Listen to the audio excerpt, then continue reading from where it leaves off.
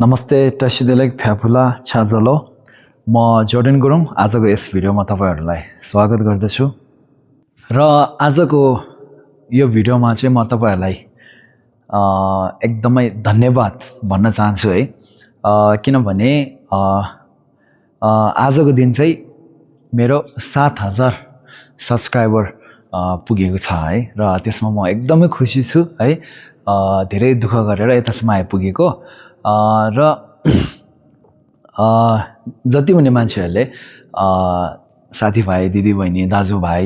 है बुवा आमा जो नै हुनुहुन्छ अहिलेसम्म हेरिदिनु भएकोमा म एकदमै भित्र मन भित्रदेखि नै धन्यवाद भन्न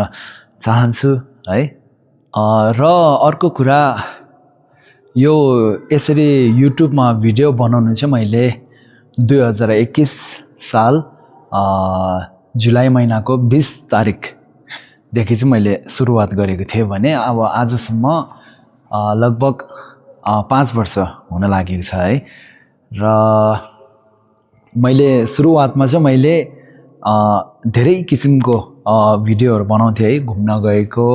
अनि यताउता अब गुम्बामा पूजाहरू हुँदाखेरिको हो यस्तोहरू थरीको भिडियोहरू बनाउँथेँ मैले तर अब अहिले केही समय भएको छ त्यस्तै 1.5 महिना भएको छ है र आजकल चाहिँ म त्यस धर्म सम्बन्धित विषयहरुमा चाहिँ बोल्ने गर्दछु है यसको खास कारण भनेकै अब हामी एउटा बुद्धलाई मान्छौं र बुद्धिस्ट हो भनेर मात्र भएन हैन अन्धविश्वासमा मात्र गएर भएन एउटा बुझ्नु पर्यो हामीले कारण बुझ्नु पर्यो हैन पूजा गर्नुको कारण के हो कोरा गर्नुको कारण के हो हैन र मानी गर्नुको कारण के हो हामीले बिहान सधैँ पानी चढाउनुको कारण के हो त्यो सबै बुझ्नु चाहिँ एकदमै जरुरी छ नि त बुझेर मात्र भएन त्यो पूजाहरू त्यो कार्य त्यो पूजाको कामहरू गर्ने सही तरिका कुन हो त्यो गर्ने बेलाको सही सोच कस्तो हुनुपर्छ त्यो सबै चाहिँ एकदमै आवश्यकता हो नि त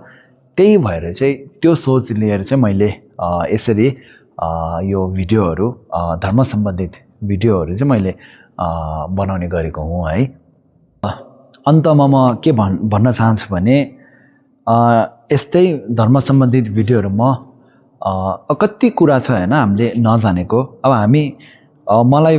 मेरो बारेमा भन्नु पर्यो भने म लामा बसेकै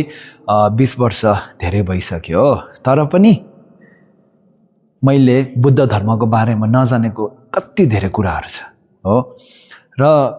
त्यसैले चाहिँ म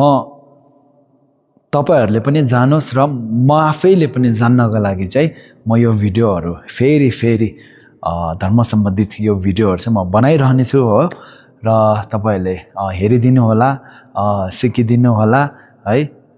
भन्ने आशा छ र साथै अब यो क्रममा मबाट पनि त एउटा साधारण मान्छे हुँ है र मबाट पनि भुल हुन सक्छ त्यो भुलहरू भयो भने तपाईहरुले माफ गरिदिनु होला है कमेन्टमा लेखिदिनु होला सधैँ कसैले लेखिरहनु हुन्छ हो तपाईले भनेको अलि यो भएन त्यो भएन भनेर मलाई एकदम खुसी लाग्छ त्यस्तो लेख्दाखेरि है र फेरि पनि अनि 7000 सब्स्क्राइबर पुगेकोमा चाहिँ म एकदमै खुसी छु अनि मेरो